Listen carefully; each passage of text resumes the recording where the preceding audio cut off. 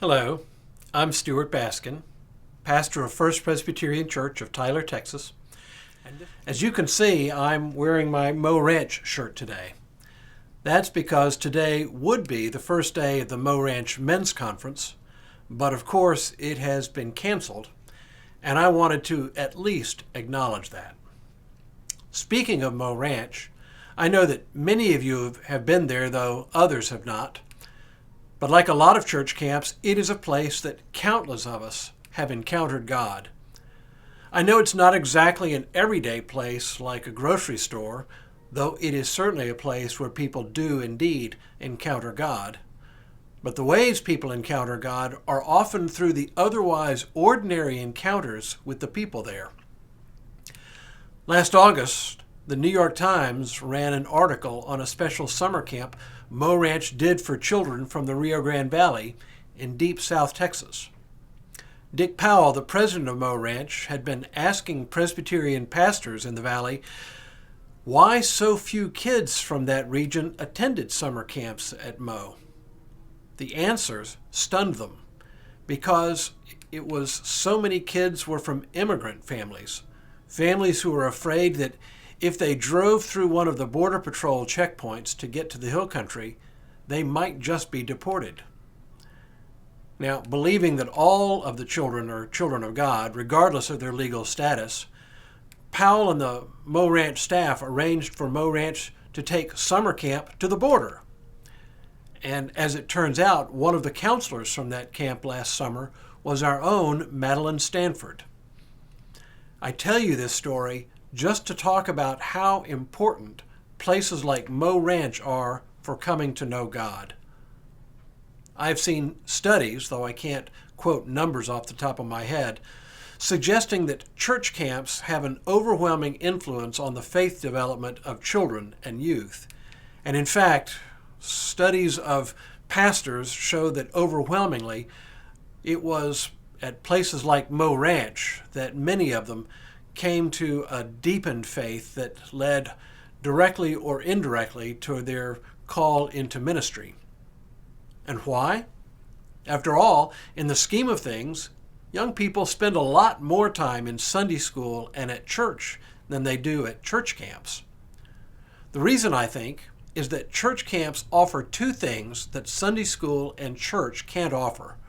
First, it's concentrated time away from the normal places and activities of their lives. They spend a lot of time in a few days thinking about and talking about God.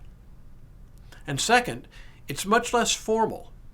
It puts them in a different frame of mind, a more receptive frame of mind.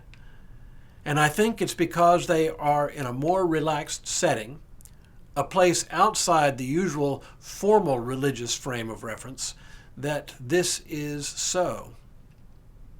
Now, this is actually a time-tested way to encounter God, to withdraw from the usual hustle-bustle of daily living and spend time in retreat. In fact, it is something the Gospels depicting Jesus doing on a routine basis. Listen to these words from the 14th chapter of the Gospel according to Matthew. Now when Jesus heard this, that is, that John the Baptist had been beheaded, when he had heard this, he withdrew from there in a boat to a deserted place by himself. But when the crowds heard it, they followed him on foot from the towns. So the story continues to describe how he had compassion on the crowds and healed many of them and fed the 5,000. But when all of this work was done, when this episode is finished, Matthew continues on, and he says, "When it was evening, the disciples came to him and said, 'This is a deserted place, and the hour is now late. Send the crowds away so that they may go to the villages and buy food for themselves.' Jesus then feeds them. But when it's done, Matthew says, immediately he made the disciples get into the boat and go on ahead to the other side while he dismissed the crowds. And after he had dismissed the crowds, he went up the mountain by himself to pray. When evening came, he was there alone.